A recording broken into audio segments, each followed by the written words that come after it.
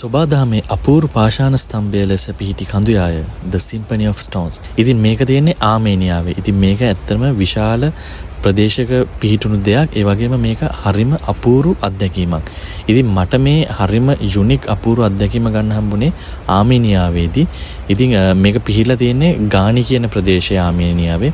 මේක Symphony of Stones කියලා හඳුන්වන්න හේතුවක් තියෙනවා. මොකද මේ පිහිටීම ඇවිල්ලා ඉස්සර කාලේ තිබ්බ පයිප් ඕගන් එක පයිප් පිහිටලා තියෙන ආකාරය තමයි තියෙන්නේ.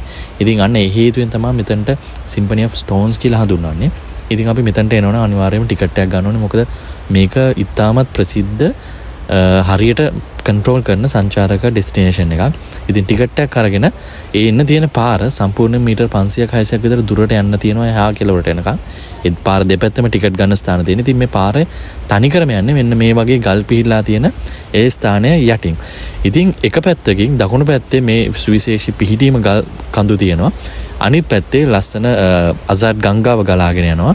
ඉතින් ඒ පැත්තෙත් මේ වගේම පිහිටීම තමයි තියෙන්නේ. ඉතින් මේක ඇවිල්ලා ගානි දුර්ගය තමයි මේක පිහිලා තියෙන්නේ. ඉතින් මේ වලට හැදෙන්න හේතු තියෙනවා. මේක ගොඩක්ම හේතුවක් විදිහට හඳුන්වන්නේ ගිනි කඳු ලාවා සිසිලසනය සහ හැකිලීම මගින් වසර මිලියන ගානකට පෙර නිර්මාණ වූ ෂඩස්ත්‍රාකාර තීරු කියලා තමයි මේවා හඳුන්වන්නේ. ඉතින් කාලයත් එක්ක ඉරිතලලා ගිහින් තමයි කාදනය වෙලා මේ විදිහට මේවා හැදිලා තියෙන්නේ. ස්වභාවික බැසෝල්ට් සැකස්මක් කියලා තමයි මේක හඳුන්වන්නේ, natural basalt formation. ඒ වගේම මේක basalt organ කියලා හඳුන්වනවා. ඒ වගේම devil's beehives කියලාත් හඳුන්වනවා. ඉතින් මේක ඔයගලන්ට පේනවා ඇති මේ වදේක පිටීමක් ලෙසත් ඔයගලන්ට මේක ඉතින් දකින්න පුළුවන්.